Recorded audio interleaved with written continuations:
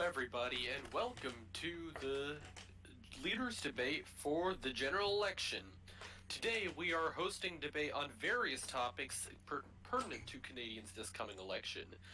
The leaders debating in today's debate will be Nathan Cullen, leader of the Liberal Democratic Alliance.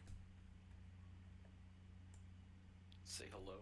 Oh, hello there, Nathan Cullen. Frederick Nutman, leader of the Labour Party. Hello, everyone. Alexandre Chauvin, leader of the Conservative Party. Hello, bonjour.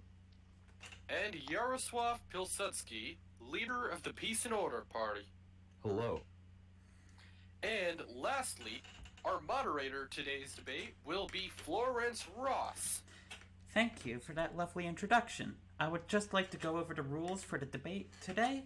We will be asking each candidate a number of questions. When addressed, that candidate will have 1 minute to answer the question alone, followed by a 2-minute free discussion where the other leaders will be allowed to respond.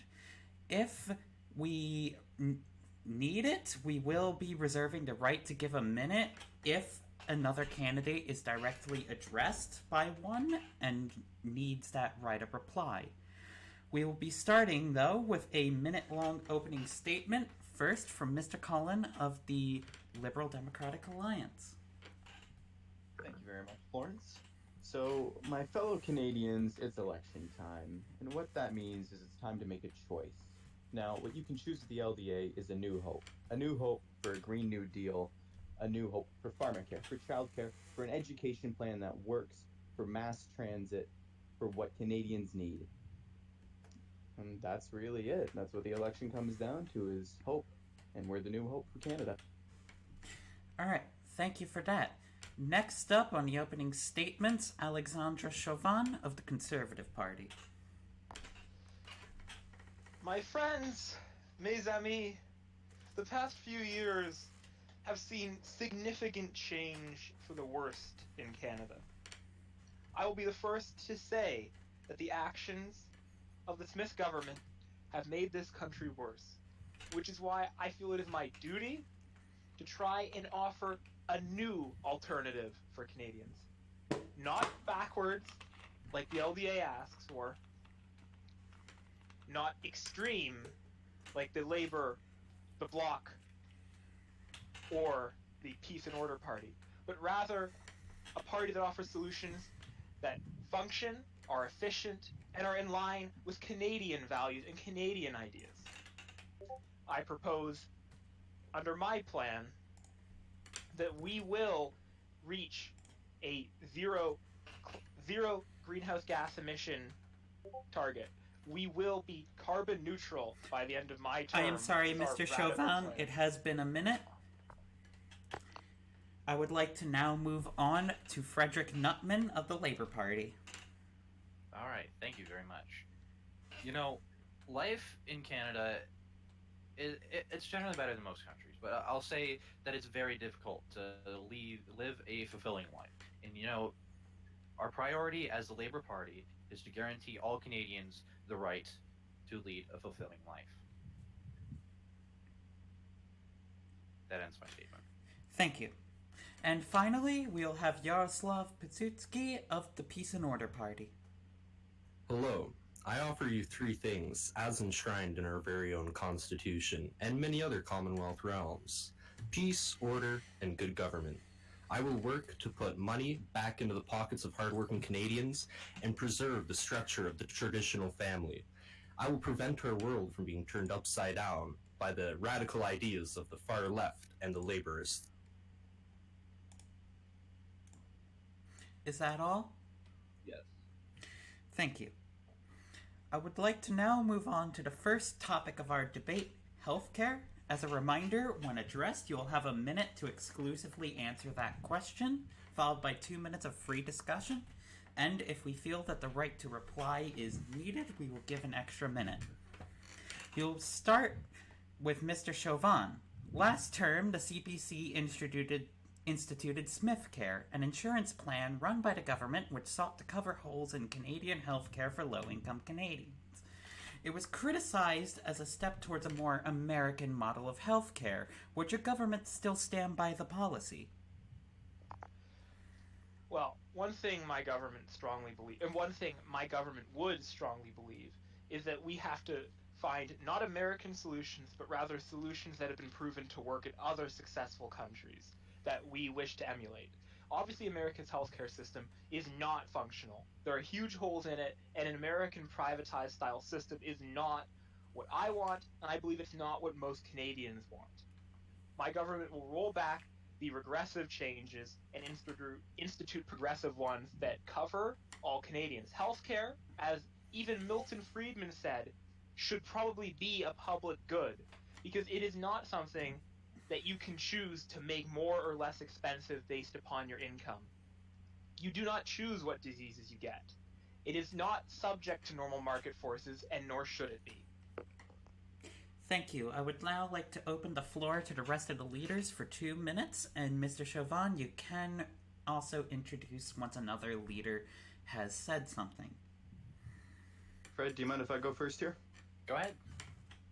So, Mr. Chauvin, right there you said proven solutions that work in other countries.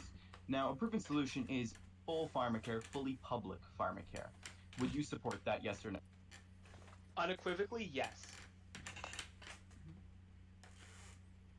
Okay, Mark, do you believe in universal dental care? Do you believe in child care? Do you believe in, eye care?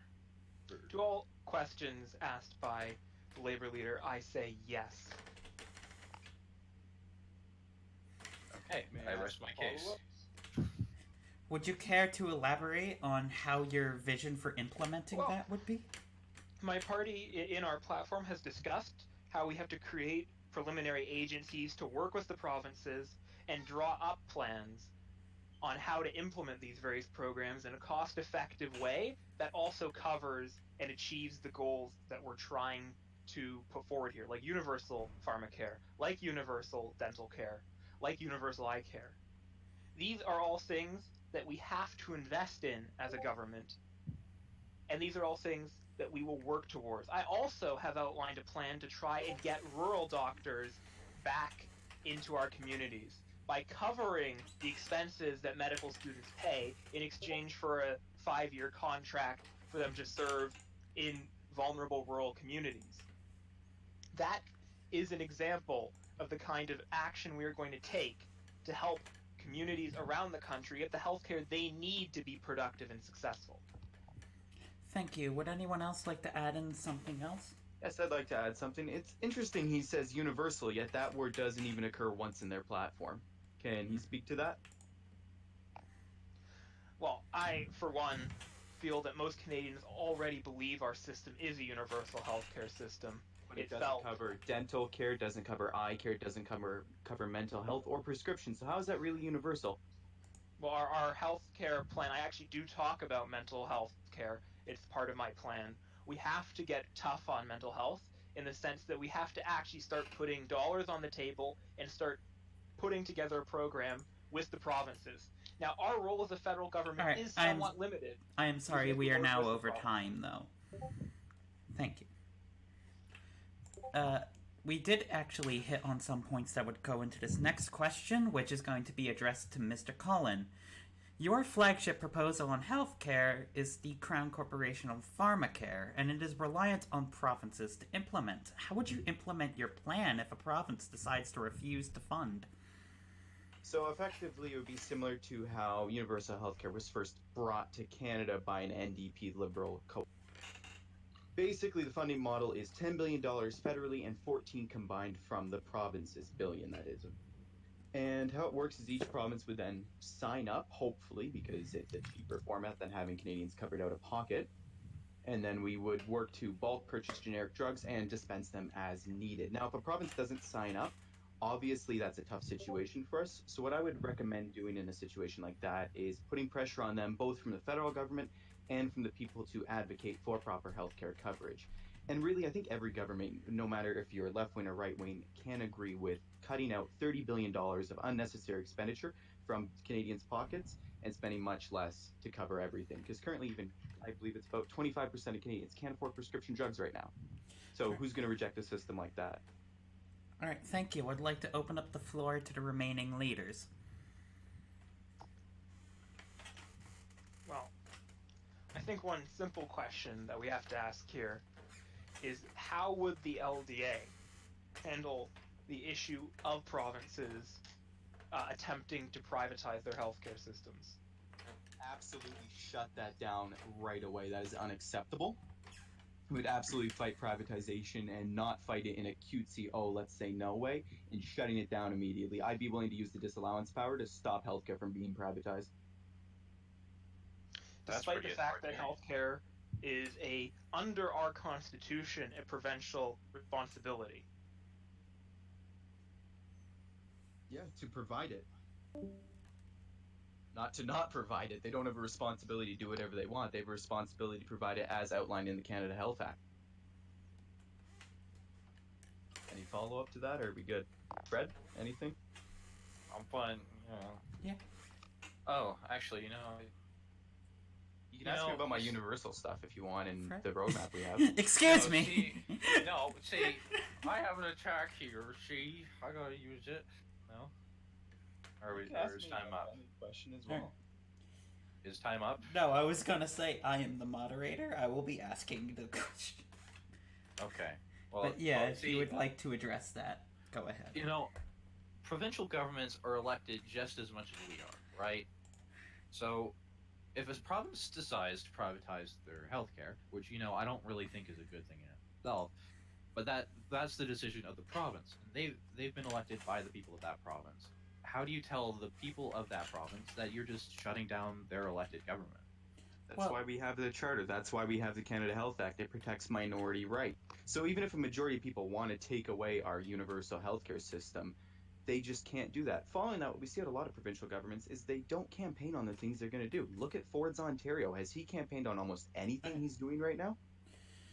Beer is making a comeback. I'd like to point that out. I was at the LCBO the other day. Alright. I saw like a I'm- can for like $1.25. I'm sorry. I'm sorry. This is off topic. A little too long at the LCB. This is off topic, and we are out of time for this question. Rip. The last question for healthcare is going to be to the Mr. Nutman.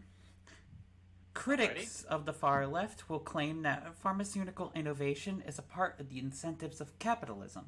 If your plans are put into effect, how do you ensure that drug firms based in Canada have the incentives to make speedy research into desperately needed medicine? And how do you keep them from moving to nations willing to provide more compensation for said research? See, I don't think the responsibility should lie within a corporation to do all that research because, That is why I said firm. okay, firm, okay. Firm as Well- in, like any kind of production facility. Gotcha. Well, keep them from moving away, we gotta create tax breaks and stuff to keep them here because, we gotta focus on local industry. But we gotta make it profitable for them to stay here too. So we wanna use our government powers just as much to pay them and keep them here just as much to make them sell at cost, I guess. So how do you do that in your more syndicalist framework? Well, see, ideally the firms would be run by unions, and those unions, they're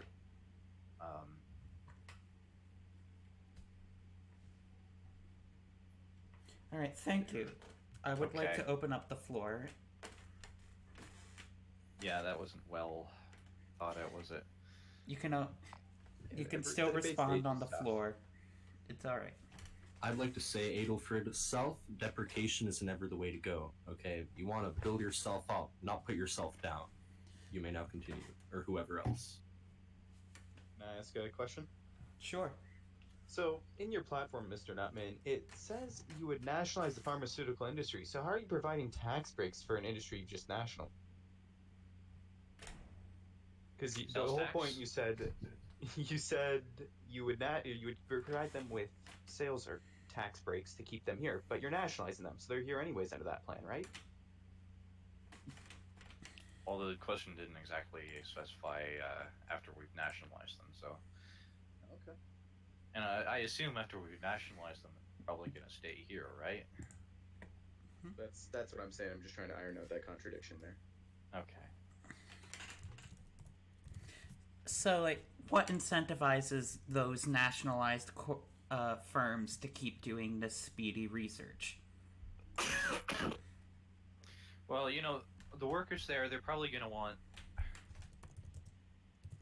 I would provide the workers there with a lot of rights, a lot of benefits to want to stay where they are and to continue doing the research that they want to do because that's what they went to school for. That's what So make sure that they can afford to live where they want to live. Make sure they can afford to have a family. Make sure that they don't have to worry about anything other than doing their work when they're at work. All right. Would anyone else like to add a final comment? I can actually answer the question you said as well, if that's all right. Go ahead.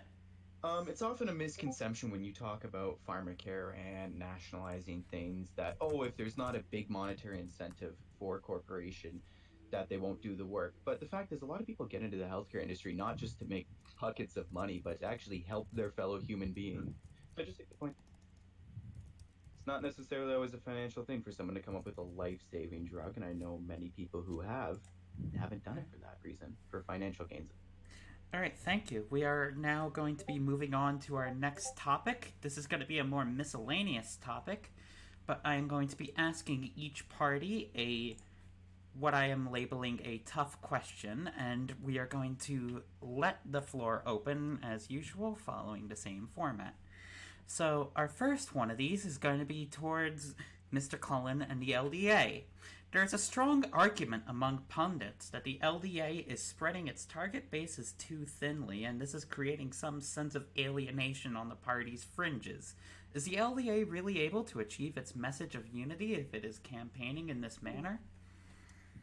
Well, that is a very tough question. The fact is, the LDA is a merger of both the NDP and the Liberal Party, which are parties with similar goals but different ideas on how to get there. So that's one of the challenges of being leader, and one of the things we've had to work out is to ensure that everyone's being heard and that we're implementing the best policy, not following a strictly partisan. But when it comes to spreading ourselves too thin among our base, I'm not quite sure what you mean by that, because the fact is, people can vote how they want in politics. There are swing voters between every single party. So when you say, we're spreading ourselves too thin, we've got a great, properly social democratic and social liberal policy here, or platform, I should say, that appeals to, I think, everyone there, and that's been endorsed by the party wholeheartedly. Do you have any follow-ups to that, or does anyone else have something to say? Thank you. I am now going to be opening it to the floor. Okay, so I'd like to take this one, if that's okay with you. Go ahead. I wasn't asking you, I was asking my fellow party leader. Rude. Moderator's in charge, but... Yeah, you can say it. You don't need the party leader's permission. I'm not asking for permission. I'm just trying to be polite. All right. Okay, so how do you, why is it you seem so, strongly committed to breaking our ties with our roots, specifically our heritage and the form of government in which we inherited from the United Kingdom, that being the Westminster system, and of course the monarch? How come, to my knowledge, you harbor so many Republicans and those against the institution which represents the core of our democracy?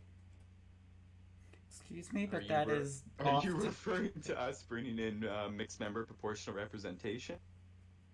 I just believe that you are not truly for the people or for the common day worker. I would like to remind the candidates to keep it on to the topic of the question, though. You need to borrow a dictionary with the question. What's the question there?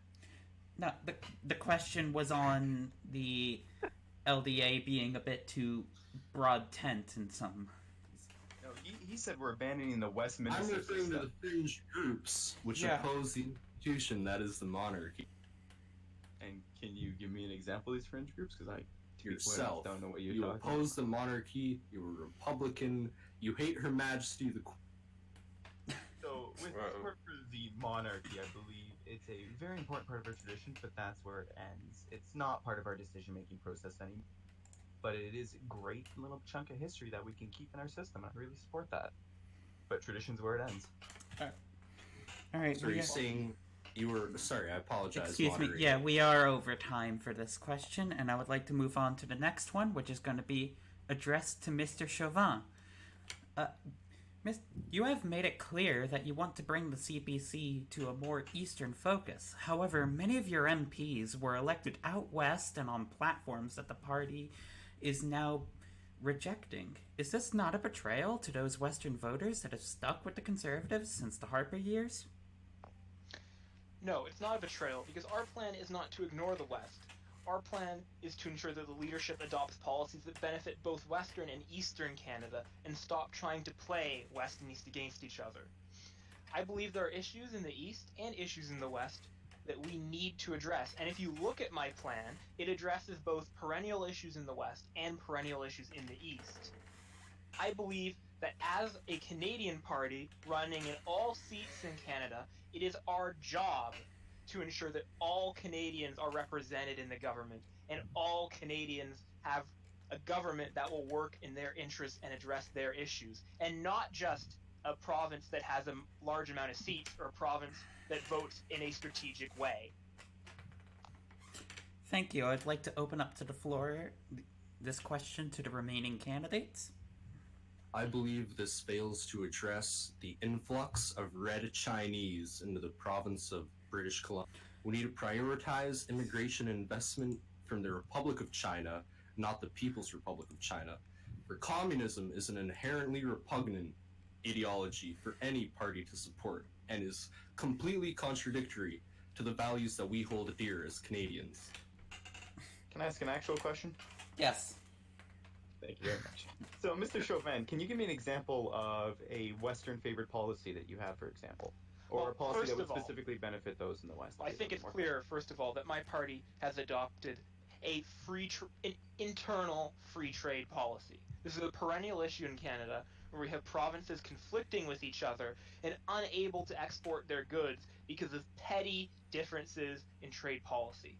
My government would implement policies that would ensure that the provinces are able to export and import goods between them without worrying about petty internal restrictions and fighting. Can I ask a follow-up? Go. You can keep asking. This is the floor. Premier Jason Kenney has often threatened to cut off gas to BC. What would you do if you were Prime Minister in that situation? Well, that's why I'm trying to build this plan. I think that actions like that are fundamentally unacceptable. We are all Canadians, and we should not be My question fighting was, trade what are you going wars. to do about it? Well, if you look under my plan, we've outlined that we're going to help enforce a provincial free trade agreement by threatening to withhold equalization payments and apply other kinds of financial pressures if provinces engage in this kind of activity. There has to be an incentive for premiers not to wage war on fellow Canadians when it comes to the economic sphere, and I believe it is unproductive for us as one country to have these internal differences. All right, we are now out of time for this question. I am going to be moving on to a question from Mr. Nutman. You have made it clear that you are running on union representation by the form of parliamentary seats. Democracy runs on one person, one vote. Do you support democracy? And if so, how is this policy not a betrayal of democratic values? There's nothing undemocratic about this. Let me make this clear. But, see, there isn't enough representation by unions into our democracy. But they can only give so much money to my party or the LDA, right? Union donations are banned. Are you accepting illegal donations? Is that canon? But also, I didn't realize that. Okay. Give me a sec. All right. Also, then it's even worse than I thought. Doesn't this turbo franchise the votes of unions at the expense of those who might be in professions that aren't unionized? Then maybe they should unionize. What if they aren't able to unionize? Well, under a labor government, then they will have the right to unionize. But what if they're Join a Places home don't work. unionize. What? Union vote is still a democratic vote, is it not? Yeah. So what happens if they lose that vote? That's what she's asking, right? What I am happens also if- opening it to the floor. I'd like to butt in here if that is all right with you. Go ahead. I wasn't asking you. I was asking Adelfrid, or whatever their name is. Apologies, Frederick though. Nutman, my friend. Frederick Nutman, my friend, my dear, esteemed peer. I would say that unions currently lack a place in modern Canadian society. However, I am not opposed to things such as workplace cooperatives. Myself, being a native to Ontario, experienced the success as well as the efficiency of cooperatives, such as the MEC, which, if you are unfamiliar with, is a camping and outdoor goods store. Together as a collective and cooperative, they managed to run a successful business where the employees of such a business also enjoy numerous benefits which would otherwise they would not receive if they were employed elsewhere. How do you view cooperatives, and how do you plan to support them moving forward? I think cooperatives are absolutely essential. I think every industry should have cooperatives. I think they should be, they should be funded. I will set up a fund to assign dollars to cooperatives to help fund their establishment. Can I ask a question about cooperative? Go ahead. Go ahead. So one of the big critiques of capitalism is the profit motive, and for example, we see that in pharmaceutical companies bribing doctors in order to prescribe more of their pills, which has given us the opioid crisis. So how does a worker cooperative negate the profit motive in certain industries? In a group setting, I think morality trumps over profit motive. Board of directors is a group setting. That's a little bit of a biased setting, I think, because everyone's It's there their to make jobs money. to run the company, right? It's their jobs to make money for the shareholders. But wouldn't the leadership of a worker-owned cooperative have that same position? And with the shareholders just being the workers? No, see, for them, it's about having a place where they can come, where they can work together and they can earn money together so that they can support their families together. And, how can you go home and face your family if you're screwing over Alright. people for the sake All of right, we money? are now over time. My last question in this category is for the pop leader. I send you my name phonetically pronounced. I know. I just got caught Yaroslav up. Pilsudski. It's Pilsudski. actually Mr. not. Pilsudski. Sorry, You- can I interject here for a moment? It's pronounced Yaroslav Piłsudski. Yaroslav okay. Piłsudski. Mr. Piłsudski. You have been kicked out of the previous government for inflammatory statements. That last government was not known for avoiding controversy. How are you not too controversial to be in government? I'm gonna say what I have said before on this incident. My tweets were nothing more than a misspeak and a poor phrasing of a well-intended objective, which was reforming the Ministry of Indigenous Affairs and Northern Development to see that reserves and those that lived in them would be more on par with the rest of Canada as far as socioeconomic development and opportunities. That is all I ever wished to achieve, and once more I apologize for this terrible and, to be frank, bad reference to the past, which was completely unintended, and I apologize most emphatically. I would like to now open it to the floor. How could you not? Yeah, how could you not realize final solution equals final solution? Because I myself, prior to entering my field of education within international relations, had originally enrolled in a mathematical field, and of course, naturally myself, am a big solutions guy, unlike you yourself perhaps at the Labour Party. We're into long-term commitments which truly resolve problems as opposed to token gestures, grandstanding, things akin to that. Okay. I don't think I've ever seen someone so unfit to be a representative of the people. I'll be honest. Care To say something like that and not understand it, I mean, seriously, do you have no historical frame of reference? I'm going to be honest here. I was mildly intoxicated and under Like the right now? influence of, at the time, controlled substances, but no longer controlled. I will So you broke the law? that is Also, not true. marijuana is still a controlled substance, just legalized. Right. Right.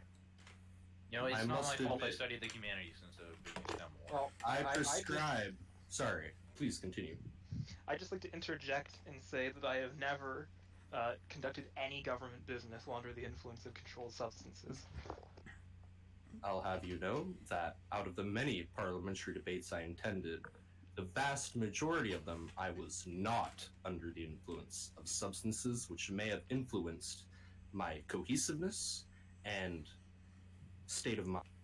But shouldn't you have never been under the influence during any kind of government? That too is true. However, I disagree wholeheartedly.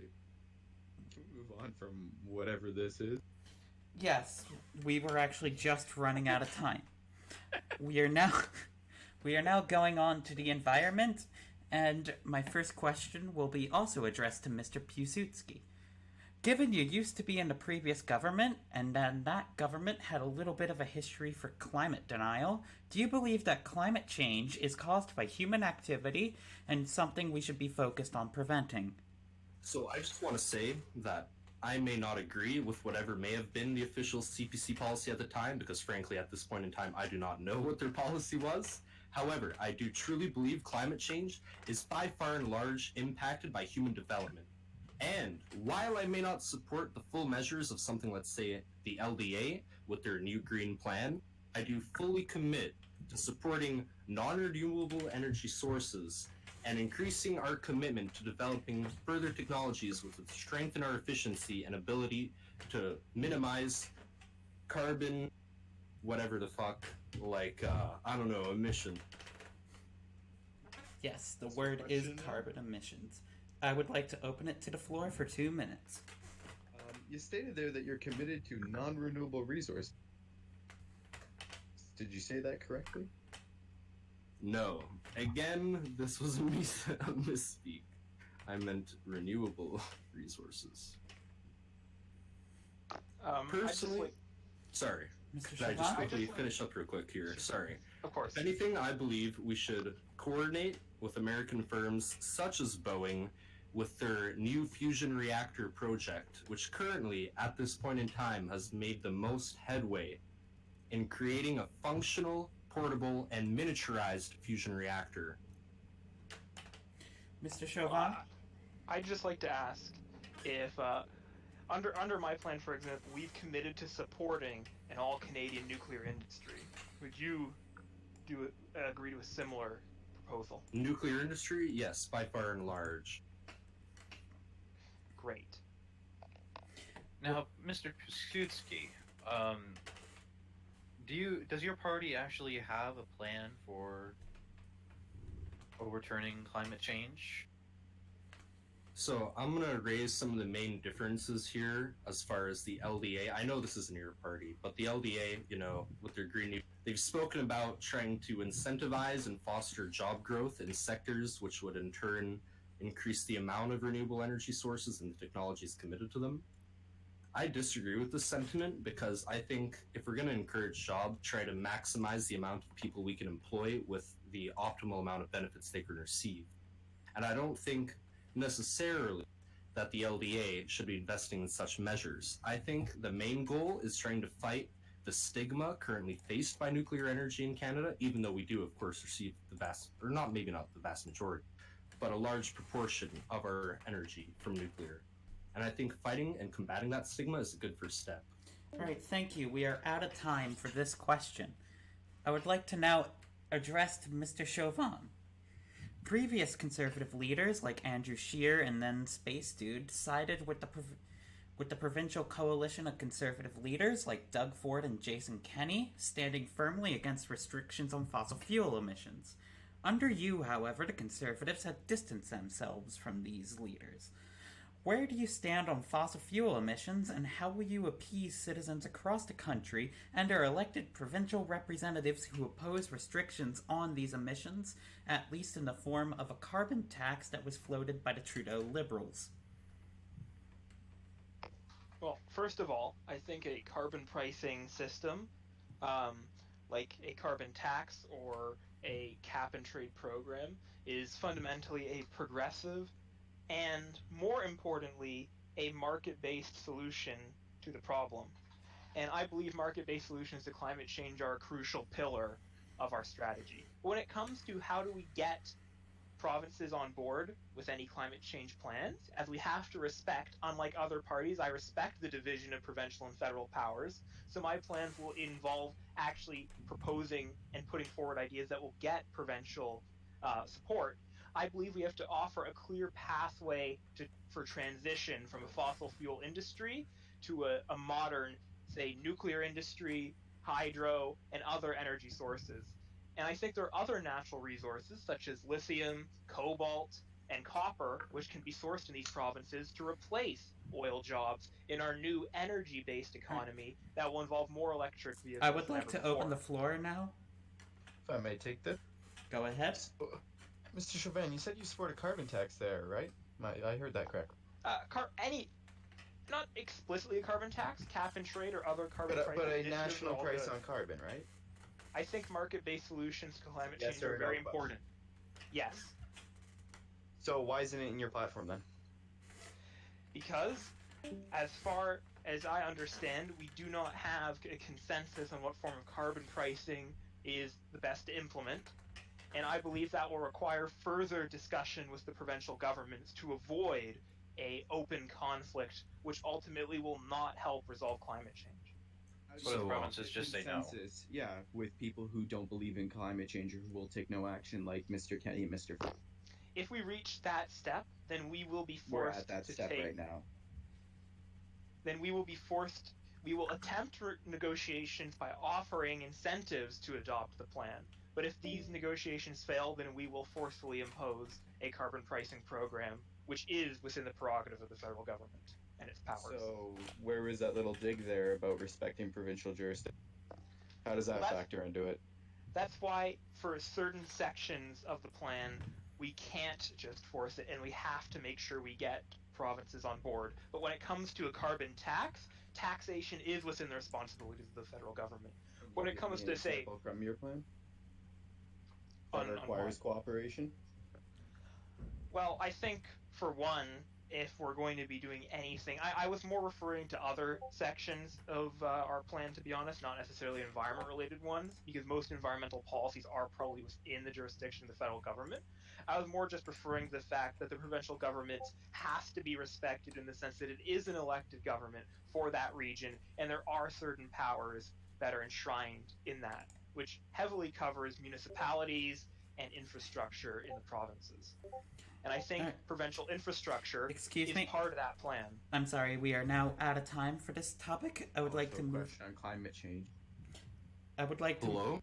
Sorry, I'd like to quickly interject here that I have a pressing affair to attend to, and while it was my utmost pleasure to engage in this debate, I have more pressing matters to attend to, which ultimately I believe will greatly impact the Canadian citizen and individual, and elevate Alright. them to levels unseen prior.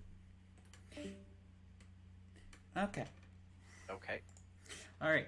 My last question in the environmental category is going to be to Mr. Cullen. You are running on a Canadian Green New Deal. This kind of change is monumental. How do you ensure that economies within Canada reliant on fossil fuels are not devastated by rapid economic change?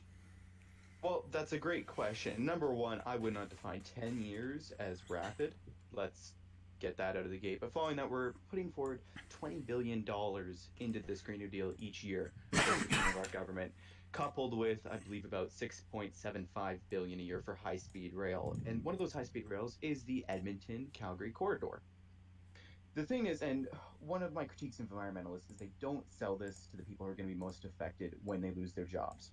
Under an LDA government, they will receive education and jobs in green industries, because the fact is, if I go to workers and I say, hey, What you're doing is bad for the environment, you got to take a hit. That's ridiculous. The economy, the environment, and workers all go hand in hand in this solution. All right, thank you. I'd like to open the floor to the other two candidates. I mean, that's a very sensible policy, but how far does it go? In regards to workers in general, I would assume is what you're. Or- Yes. Well, it would go to education plans to get them trained up. For example, if you work in a coal-fired power plant, you won't know how to install solar panels, but hey, a college course, you're following that. Tree planting, that's another job. Expansion to public transit, infrastructure work, properly bringing in green power for our entire electrical grid. There are plenty of jobs. We create over 1 million jobs in green fields or relevant. One question I would like to ask. With your plan to transition our economy away from a carbon-based and fossil fuel-based economy towards a renewable or carbon-neutral economy, Yeah, net zero carbon. net zero carbon, yes. How do you address a perennial issue that a lot of green initiatives seem to focus efforts on creating new jobs and creating employment and building infrastructure in primarily urban areas? Obviously, rural communities have to benefit and have to be part of the solution. How are you going to break 100%. that norm? Oh, well, if you read the platform, it's already broken with both our agricultural policy and our sustainable development fund. Tripped on that one a little bit. So we have a sustainable development fund, which is over time we will increase the amount of infrastructure development and the percentage that the federal government provides on sustainable projects that meet certain goals of affordable housing, mixed use space in terms of both residential and commercial, and access to public transit. Following that, in our our agriculture plan, we have a agricultural dealer network. And what that is it's a way to both give farmers better information on sustainable farming, but also in the modern 21st century economy, provide them easy access to solar panels, to electric tractors, and the implements they would need to bring farming into the 21st century and make it green.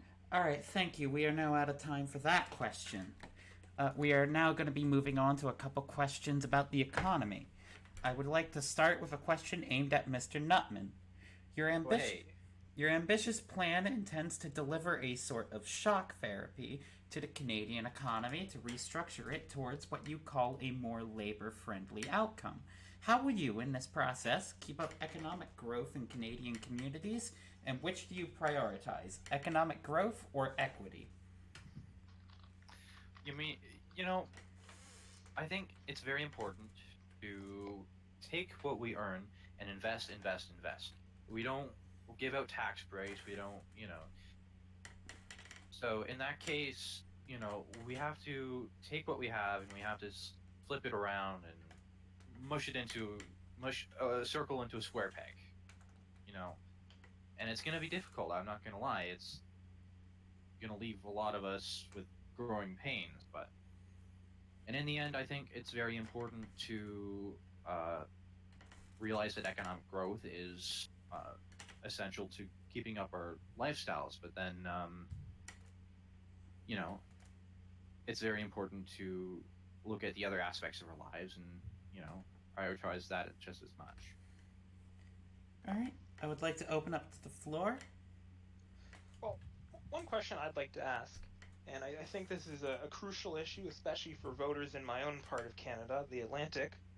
A lot of historical, anyways, plans for creating more equal and just societies have targeted private enterprise as a whole. And now I can understand why, and I agree that there are many issues with large, especially predatory multinational corporations and other kind of faceless public corporations. But when it comes to, say, a small family-owned fishing enterprise with only a handful of workers, what do you think of these sort of small family-run businesses that are primarily concentrated in our rural communities? Are they, or what kind of approach would you take with dealing with them? I think small businesses are kind of the lifeblood of rural Canada, right? And I can't easily go to them and say, you know what, I'm gonna do X thing to your company, and that's that, and you're done. No, we've got to take it a slow approach to these things. We've got to say to them, hey, we want to give your workers more opportunity. We want to give them more money for their time. But then we've also got to compensate them for that. In what Because form is that compensation coming? I think it's very important to subsidize the services that a lot of small businesses come in. Like when it comes to fishing, it's very important that we keep our fisheries well stocked. We keep them, running. We don't allow them to just die out. Again, what form would that subsidy We be are in, though? now out of Monetary? time, unfortunately, though. I would like to now go to Mr. Chauvin. Fiscal responsibility is a classic conservative cornerstone idea, and this includes cutting the fat from federal spending. How do you see Space Dude 2169's legacy regarding the economy, and how will you either keep his government's changes going or distance yourself from them? Well, I think you bring up a key point here. I'd like to expand upon, which is a cornerstone of conservative governments historically in Canada has been fiscal responsibility. However, the past conservative governments, I don't believe, have really emulated previous conservative governments with their view on fiscal responsibility, and have instead imported foreign, primarily neoliberal, Thatcherite, Reaganite ideas of how the economy should be run, and abandoned our traditional views. I don't believe inherently that running deficits is bad, and I think there are many cases where they are useful.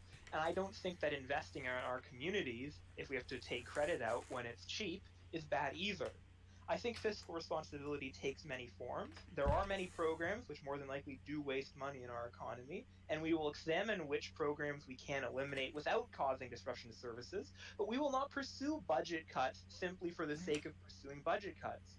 We would only cut programs that actually deserve to be cut, not ones that are providing real, visible benefits. I would like to now open up the floor. So How do when you- you talk about, do you mind if I go first, Fred? Yeah, you go ahead. Thank you very much. So when you talk about fiscal responsibility, wouldn't fiscal responsibility mean releasing a budget when you're in government? And then wouldn't that fiscal responsibility also then translate to having a costed platform? Well, I actually believe fiscal responsibility. This is actually a great point you raised, because as I've noticed under your costed platform and many other costed platforms historically, is they're fundamentally useless because you're assuming factors that you can't possibly know, like a wealth tax, for example. You can't possibly know truly how much revenue you're going to raise.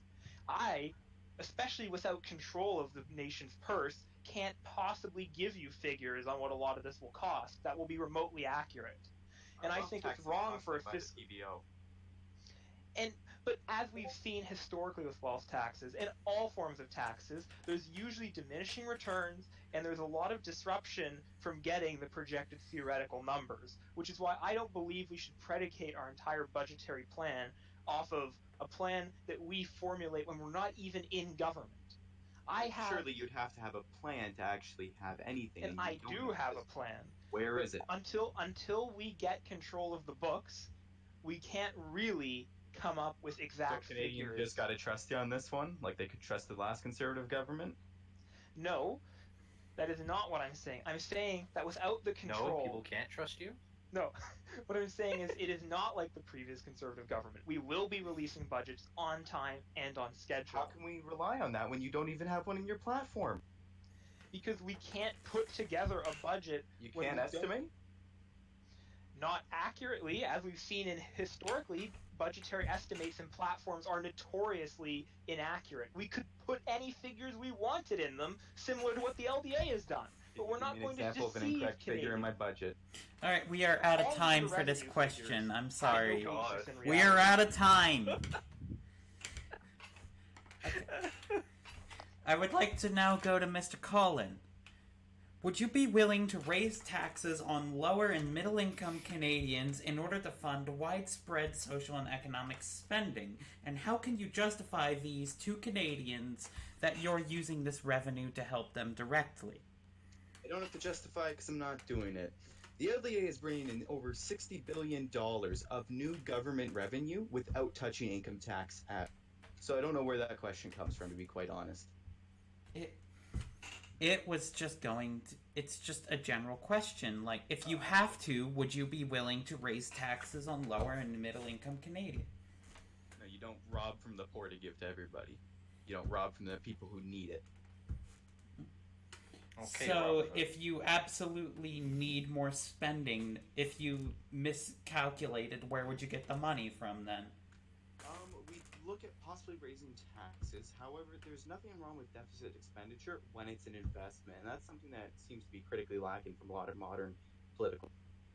You can run surpluses, that's just fine, but if they come at the expense of services, you can't be run. And if you're on deficits, that's fine, as long as those deficits are going into investments. Now, if you're running and borrowing money just to keep the lights running, then that's your problem. All right, I would now like to open it up to the floor. Well, you would have thought when the LDA was created that a lot of the historical issues that the Liberals and the NDP have faced would sort of be cancelled out. But I have a question. You've talked about raising taxes to deal with the budgetary shortcomings of your proposed theoretical budget. Isn't this just going? Isn't this just going around? Isn't this just bringing back the old Kathleen Wynne era of tax and spend Liberals? First off, can you explain to me what tax and spend actually mean? I mean, I think Because that's what the pretty government clear does. if They you tax people and understand. spend the money. We're also forecasted to run a surplus, so I don't know what reality you're pulling this idea that we're going to run a massive You can deficit. forecast anything in your platform. I could forecast that we'll run a $100 billion surplus if I wanted to. We're honest. How do Canadians know that these figures are based in Would reality? you like sources for each and every single one of our issues? Because if you want, I'm willing to provide that to Many you. prime It will take ministers some... in the past have said in their budgets that they will run a surplus. However, only a handful in living memory have actually achieved these goals. Unlike Brian Mulroney and Stephen Harper. I do not support Brian Mulroney or Stephen Harper or any other monetarist or neoliberal politician. What ideology would you say you follow then? I would say that I am in line with the values of my home, Atlantic Canada. Does Atlantic And that I Canada believe- follow a specific ideology? I believe that conservatives in Atlantic Canada have a unique perspective as one of the homes of the sort of progressive rural movement that merged with the Conservative Party. Unfortunately, in the we are 20th out of century. this. We are out of time for this question. Was that even on topic? Probably. Not at the end, but I'm not the one who made a fiscal question about ideology. Probably not. All right, I would now like to go to Mr. Chauvin. We are going to be starting on other domestic issues. Do you stand by the last government's decision to drastically scale back affirmative action policies, Mr. Chauvin? No. Do you care to elaborate? I don't believe that affirmative action is inherently bad, as long as it follows a few simple rules, and I think most affirmative action programs in our country do, which is that they simply, in all cases, ensure that the best people get the job. And I think almost every affirmative action program agrees with that. I don't think affirmative action is a huge issue in Canada, as it does not suffer from a lot of the same issues that these programs have suffered in the US, and I don't really think it's an issue that is faced by most Canadians. In the sense that affirmative action is not something that is causing disruption to Canadian lives. And it's also part of our charter, and our party strongly believes that the charter is a valid and powerful document which includes many of the principles that our nation is founded upon. All right, thank you. I'd like to open the floor to the other candidates. So I have a question if we're going to talk about the previous government's record. What are you going to do to fix that? And make up for Canadian, or make up to Canadians for? Well, I think it's pretty clear from my platform that I've repudiated, in my statements and my actions, that I am not in line with the thinking of the Smith government. and I do not agree with the Smith government on any of these issues when it comes to affirmative action, when it comes to privatizing healthcare, when it comes to getting rid of equalization. I do not agree, and I will not go ahead with these plans, and I will reverse these changes. That's my question that wasn't answered. What are you gonna do? You're gonna reverse all his changes? Sorry, you I answered will it there at the end. reverse all the changes that Smith has made Are that you have willing to promise resulted. that right now? I am willing to promise I will reverse any change the Smith government has made that has negatively impacted the lives of Canadians. You can have a full term if you get elected. All right. Part of being in government is doing hard work. All right. Anyone else want to interject? No question mark. All right. Thank you. We are going to be moving on. Mr. Cullen, your party has criticized the last government's handling of Quebec Bill 21. Do you think that the federal government should step in to protect the charter rights of Canadians? It's a tough question because Quebec has a unique and distinct culture that we need to recognize. So stepping in Quebec is different than stepping into any other province.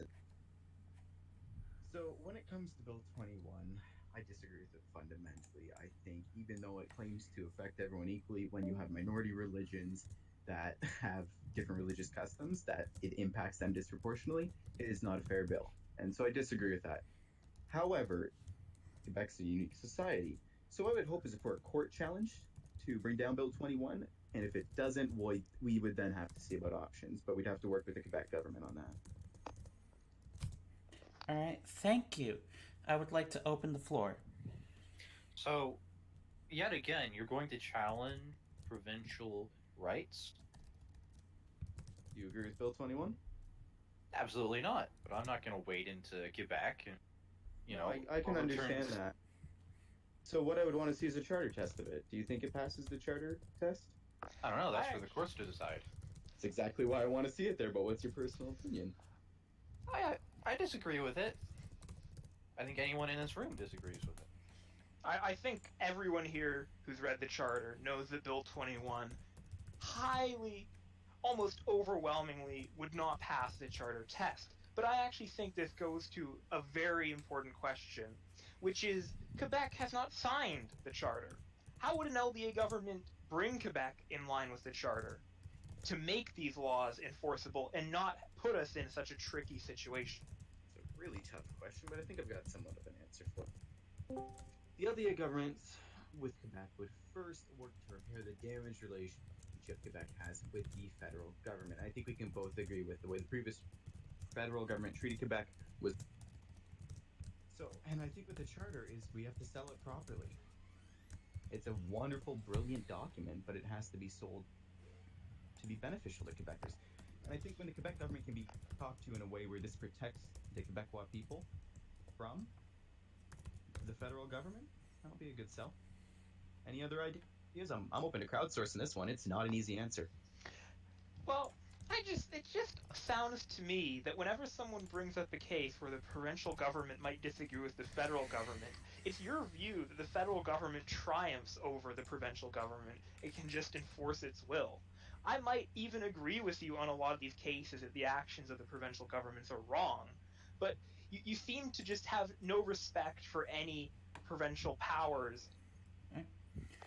We are out of time for this. If you would like to get in a quick statement, Mr. Cullen, you can. To respond to that, or just one statement to respond to that accusation. Oh, okay. I was really just going to ask a question for my response there, but I think there's a job of both the provincial and federal government to protect its citizens from the, and it has to be a measured case. And the issues you've brought up where I've said I would prefer the federal government to overrule the provincial are rights and healthcare. All right, thank you. Now, finally, to Mr. Nutman, what constitutes identity politics, and has the left embraced it to a degree that you find troublesome? Okay, this seems far out of left field, but well, identity politics is, the introduction of how you identify as a person into your personal politics, and does that poison politics in general? Maybe sometimes, maybe not. It just depends on what you're introducing.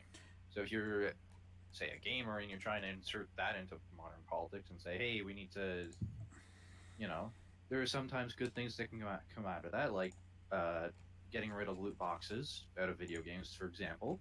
Or there's bad things that can come out of that, like, it, regulating the sale of video games. When does the When line get crossed? when does the line get crossed? See, um, if you identify as a Christian and you want to bring that into politics and say, we don't want gay people, you know, inserting their politics into our school system, I really don't think that's appropriate. I don't. All right. Thank you. I would now like to open it to the floor. Well, I'd like to ask a simple question on the matter of identity politics. And it's a choice. I guess we have three choices here. Do you either enforce the traditional kind of monocultural colonial identity of Canada? Do you support the mosaic multicultural policies of, say, Justin Trudeau? Or do you choose the third position, or the third way, which is interculturalism? I'd like to inject something really quickly there. The third way refers to a global shift rightward in politics and is not interculturalism. And following that, your policy and platform document doesn't even mention interculture. It actually does, you might find, if you read the platform. Guys, this is supposed to be a question with me. Damn it. Oh, there we go. Not You're right. really I like- absolutely did miss that. Might have Control left the wrong term there. But I can absolutely agree to interculturalism, as that's in our platform as well. Well, I wasn't asking you, in all fairness. You asking a question there? I was asking the leader of the Labour Party if he believed in interculturalism, multiculturalism, or Canada's traditional colonial identity. Well, would you define interculturalism? Well, I define interculturalism as breaking down the barriers and self-segregation tendencies that a lot of communities have and focusing on intercommunity and intercultural dialogue and creating fusion between cultures rather than trying to simply preserve them in their traditional state. I mean, I think that's a good idea. I do. I think that we as humans, as workers, as working people, we've got to come together and use that as our identity rather than using, hey, I'm X ethnicity, let's all band together and not, All right, we are out of time for this question. I now have another question from Mr. Nutman. Can everyone, including the capitalist class, be redeemed? And what do you say to those in the far left that disagree and want to resort to the violent method of social change? I think everyone can be redeemed. I think there is no inherent morality to action. Just we just want to grill. We just want to grill with our kids, with it, So when I hear people to the left of me, when I hear the more authoritarian of me say that, we've got to kill the capitalists, well, I don't think we should. They're people too. They're people with families. They're people with a wife, with kids, even a husband with kids, or no kids if that's your choice. So I say, let's just not care about killing people, please. All right. If something were to happen in the middle of your term from the left, would you wholeheartedly condemn it? Absolutely. I don't think it's right to be killing people just because, they own a business. All right, thank you. I would like to open it to the floor if anyone has anything to add. Do you believe capitalism can be humanized? How do you mean? Well, made in a way where it doesn't solely just emphasize and bring out some of the worst traits in a society, such as greed. I think there are certainly reforms they can take within capitalism that can reduce the harm of it, but I don't think you can completely get rid of the harms of capital. I have a question. Sure. Mr. Nutman. Or the Right Honorable Nutman. I don't know if or not Right Honorable. Honorable. That's too formal. Yeah. Anyways, part of your plan, I believe, and this is related, trust me. Part of your plan is to create these cooperatives and syndicates and all that, right? And reorganize our economy along those lines, correct? And Right. nationalize industry. So, what happens if the owners of these industries refuse to surrender their assets? Even when laws and punishments are on the table, will you use force then to forcefully confiscate these assets? That's a difficult question. I'll give you that. You see, I don't think we should be using force as much as possible. As much as possible. It should be last resort. Like if we can do anything but that, then absolutely. But I think first we should be focusing on if we can buy them out. If we can. But it is on the table. Is it on the table? Yes. But Alright. to a tiny degree. If that makes sense. What is it? You're gonna like. Violence isn't a. Oh, we're just I'm gonna not do throwing it. people out of their businesses and telling them go fuck yourself. But you just said that's an option. So it's on, you said it's on the table, but to a tiny degree. What is? Can you quantify what a tiny amount of violence looks like? I'm not going to say that it's violent. I'm going to say that just giving them a little nudge, tell them, hey, we. What do you mean by? I am sorry. We are out of time for this question. My next question is directed to Mr. Chauvin. And it is: the Smith government has alienated Quebec in many ways. How will you amend this relationship, and how will you sell this to Quebec and Canada? Well, I'm glad you asked that question. As you know, I myself am Acadian, so I feel a lot of camaraderie with people in Quebec and the issues they face. And as someone living in Atlantic Canada, I understand what it means when the government doesn't necessarily care about your unique culture or your unique economic or societal situations. Which is why I, in my plan, have addressed Quebec's alienation and differences with the federal government. I want to create a commission that will explore with both federal and provincial counterparts in Quebec what issues the Quebec people face. What are the main, I guess, points of conflict, the main clashes between Canada and Quebec, and how do we address them? Well, wouldn't you say that the last term has made that pretty obvious? Well, I think when it comes to equalization and policies that are explicitly designed to anger, isolate, and demean Quebecers, then yes, it is quite obvious. But the issues with Quebec and Canada go beyond punitive and malicious attempts by angry Westerners to make Quebec angry. It goes beyond that. There are more issues between Canada and Quebec than overt attempts to anger French Canadians. All right, thank you. I'd like to open this up to the floor. Would you restore equalization payments fully? Yes, of course. The actions by the previous government were sloppy as well. They did not properly get rid of equalization payments, as we may have noted. Equalization payments. Do you agree with them, or do you believe they should be removed? I believe equalization payments are very important, especially for provinces that suffer from a lot of economic issues, like many in Atlantic Canada.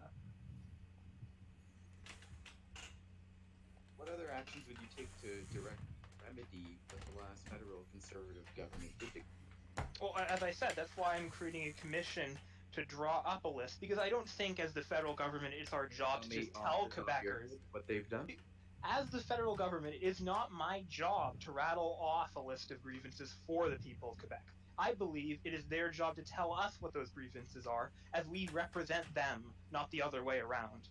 I want to represent Canadians, Quebecers not to tell you that rule forcing them. royal titles on them was wrong? I do not. I already told you that actions that are mean-spirited or malicious will be reversed. But there are more issues between the federal and provincial governments than just overt malicious actions. All right, Mr. Mercathian, I want to ask you a question. Will you join me in calling for a Montreal Metro line? 100% yes. Infrastructure in our urban communities is exceptionally important, and I believe Montreal requires much more infrastructure to help keep up with an ever-changing world. Well, how do you get around that and the provincial rights issue, as you seem to have Well, championed in this debate? I don't believe the Quebec government is going to turn down federal funding for a subway line. I'm not saying that we'll impose a project on them, but I will work with my counterparts in the Quebec government to make that happen. Alright, we are out of time for this question. I would like to now go to Mr. Cullen. Does the LDA think that affirmative action is a valid policy in its fight for social equality? If not, why not? If so, what? Such vibe. And if so, why wasn't it included in the platform? Sorry, you wrote grammatically. Well, that's a tough question. Absolutely a great one to ask. So affirmative action is basically used to correct current issues in the workplace, or current issues in terms of representation in the workplace, and to ensure an equal. There's a famous picture debate. It shows equality versus equity. You have three people looking at a baseball field. Are we all familiar with this one? Do I need to explain it out? Can I say my own time? We good? We good? Okay, cool. The thing is, the federal government can't immediately tell who needs those boxes. There's no formula for understanding the intricacies and the amount of detail in a single person's life. But we'd absolutely be open to, once we bring in 1 million jobs, once we expand workers' rights, and once we bring in a green economy, to look at ensuring that that economy is equal for everyone. We believe it inherently will be, and the Canadian economy is already pretty equal, but we'd absolutely be willing to bring those back if needed. Well, Mr. Cullen, do you agree that privilege does make it much harder for a marginalized person to get one of those new jobs? Oh, absolutely. But how do you quantify privilege? On a massive economic 37 million people scale. Well, statistics do show that it is much harder for minorities to be getting jobs. There is implicit bias that affirmative action is meant to correct, and affirmative action advocates do say that you need it in order to correct those social biases. That's very understandable. Do you have any of those studies I could take a look at? Because that's exactly what I'd be interested in seeing. I don't have them off the top of my head, but I could send them by my office. Yeah, I can send them to your office. I would love that. Thank you very much. I would like to open the floor now. Well, I'd first just like to say that I think affirmative action is a key part of, righting historical wrongs, and more importantly, affirmative action is very important when dealing with such a diverse and multicultural society as Canada. Even in a traditional form, it's important to have people from all parts of Canada at the table and not to isolate various areas just because they have less people.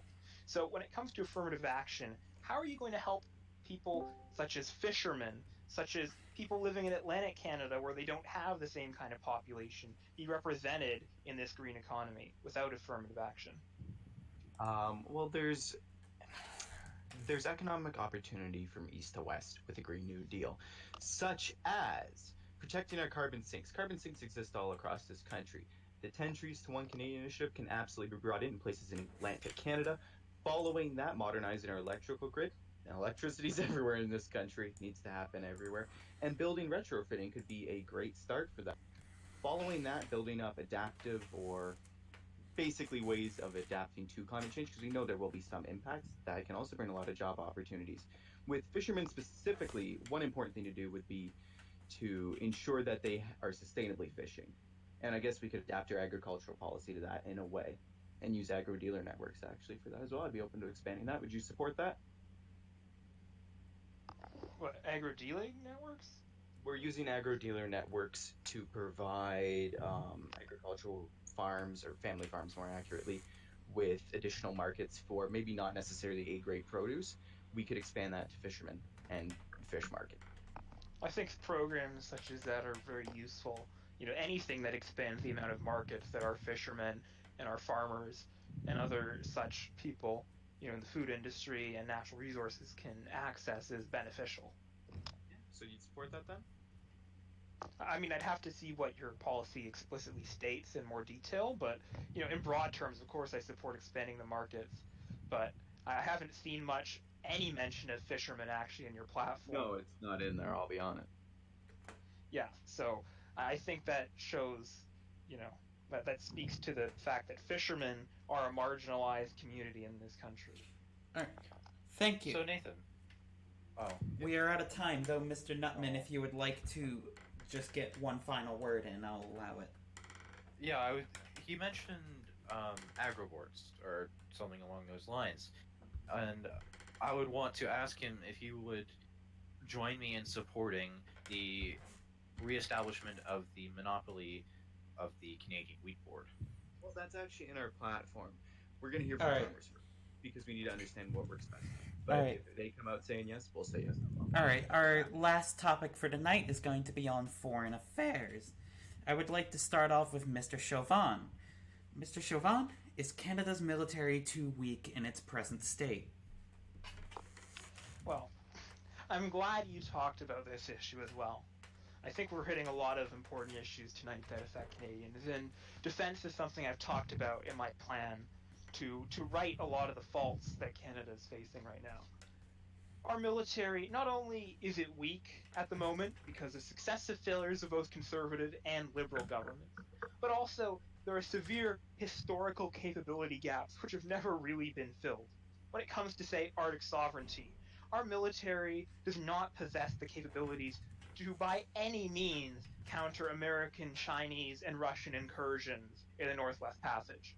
Our military has severe capability gaps when it comes to modern multi-role fighters. In fact, we don't really have a modern multi-role fighter, as the previous conservative government continued to give in to pointless online fear-mongering about the F-35 and instead bought a fighter designed in the 1990s Alright. rather than the 21st century. I would like to open up the floor to the rest of the candidates.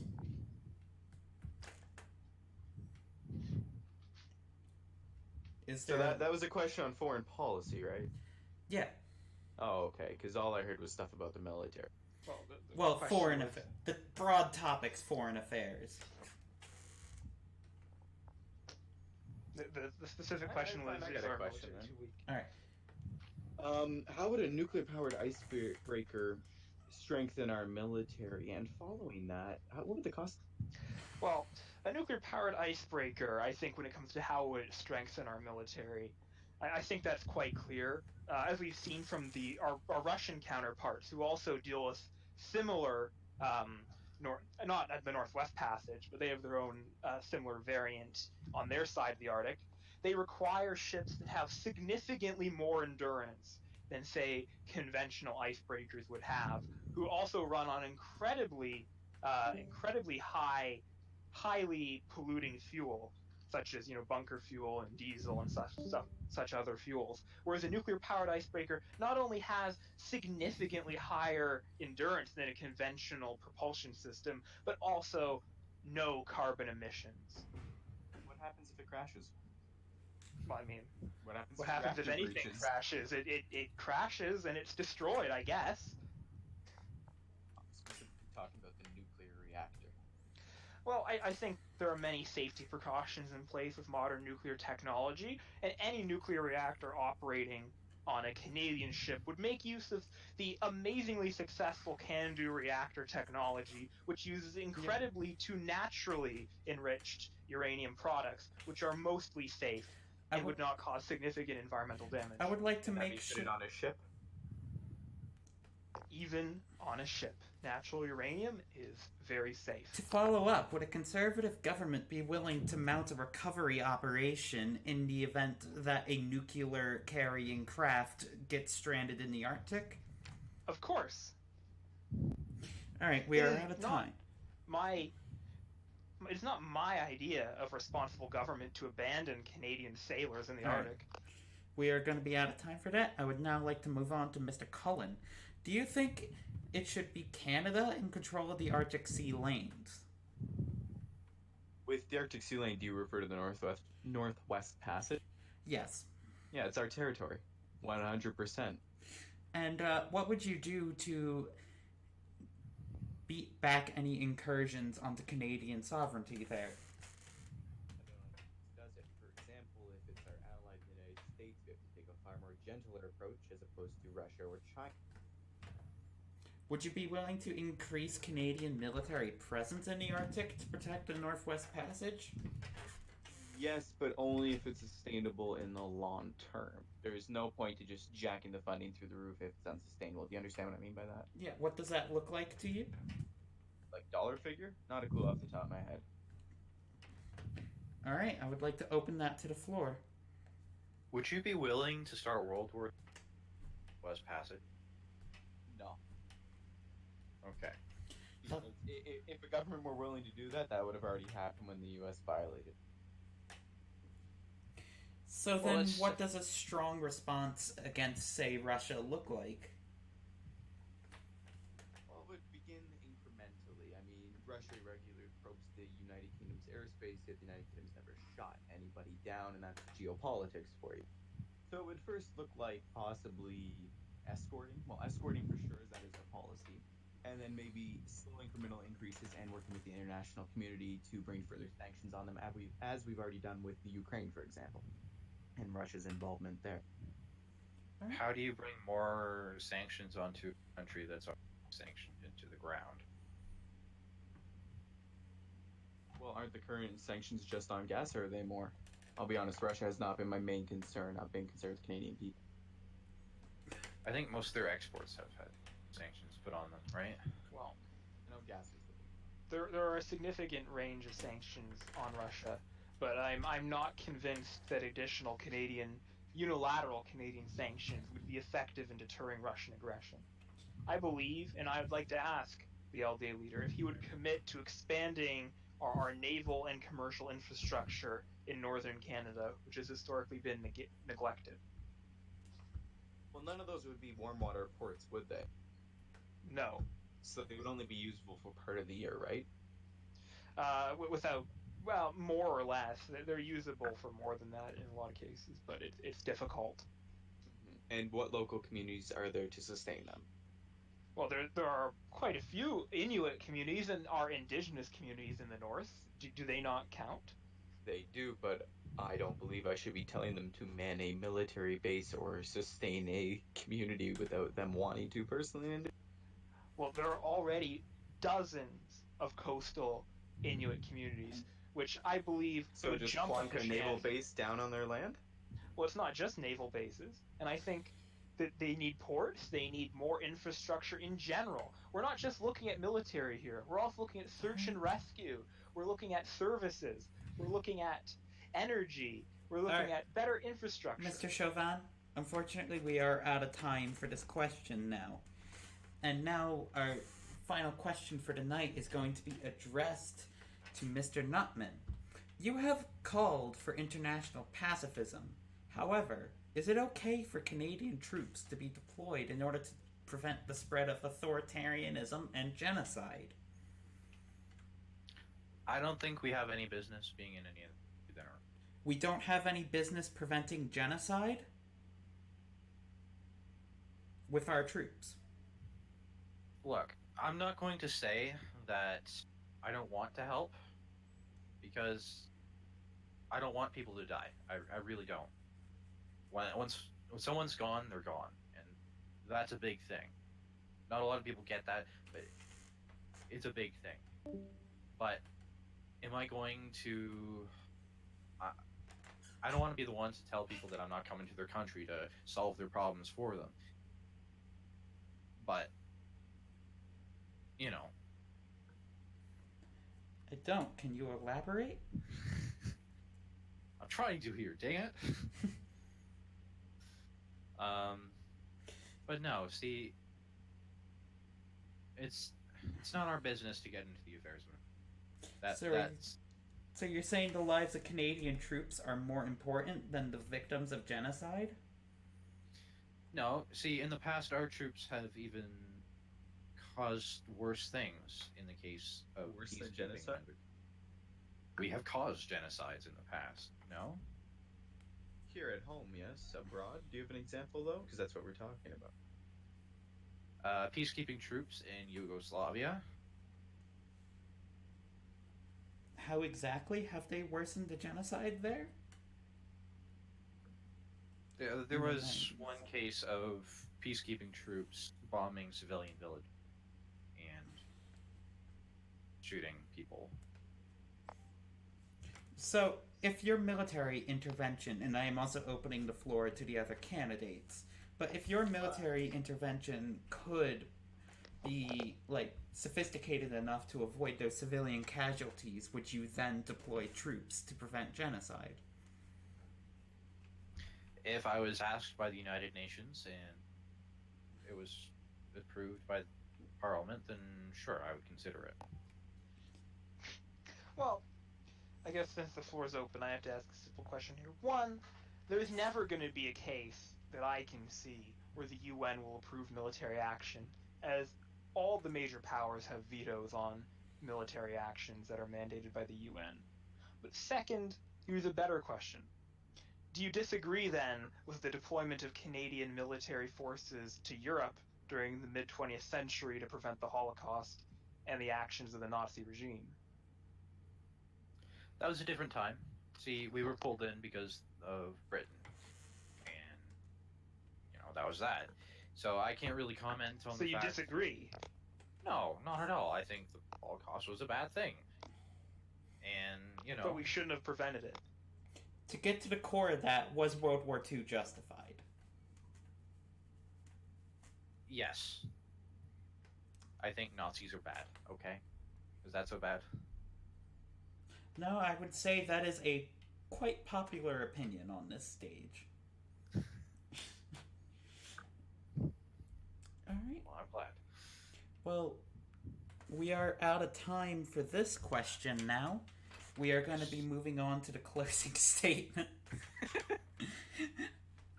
We are going in reverse order of the opening statements for this. You will have 1 minute. Mr. Nutman.